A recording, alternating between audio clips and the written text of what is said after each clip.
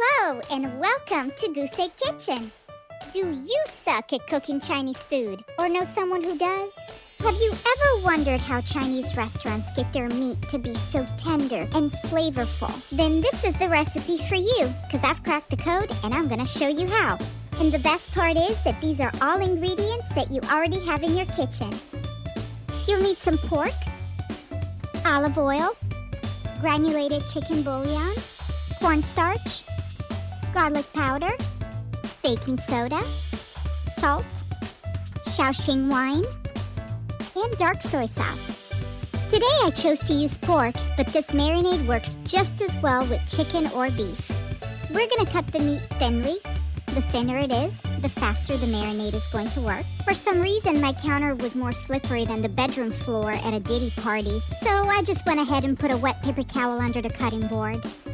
The specific cut of meat doesn't really matter. You can use what you like best or what was on sale at the grocery store, because this marinade is powerful enough to tenderize your leather couch and all 4 of your tires, if you give it enough time, of course. Now that we are done slicing the meat, we can place it in a container with a lid or a freezer bag. At this point, we can add all of the dry ingredients, as well as some water. A 1/4 cup should do to start. Otherwise, the meat will have a tendency to dry out and clump together as it marinates. If you do notice that the meat does that after a while, you can always add a little more water to loosen it up. And now the best part, we get to manhandle the bag. And I mean like it owes you money. If you're using a container, you can do this by stirring the meat aggressively with either a wooden spoon or a silicone spatula. The more anger you take out on this meat, the more tender it's going to be. So I would suggest repeating this process at least a couple of times in the first 30 minutes.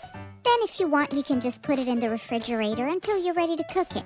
This is the part where a Chinese restaurant would deep fry the meat. But today I'm going to show you how to skip that step and still have fantastic results. The first thing we're going to do is put at least 3 to 4 tablespoons of oil in a large skillet. When the oil is nice and hot, you can throw in the meat. Keep the heat as high as it will go and saute the meat until all of the water is gone.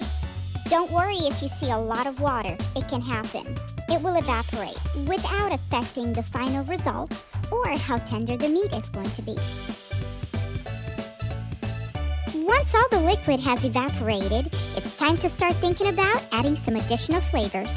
A good splash of Shaoxing wine, which will help give it that unmistakable Chinese steakout taste. And a little bit of dark soy sauce. Both the Shaoxing wine and the dark soy sauce can easily be found at any Asian grocery store.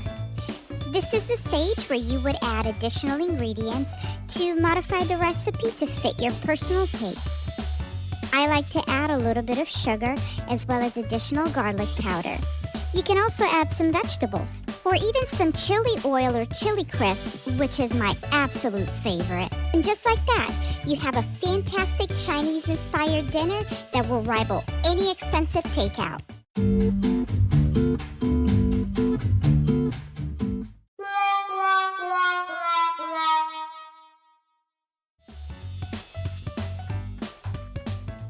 Well, that's all for today.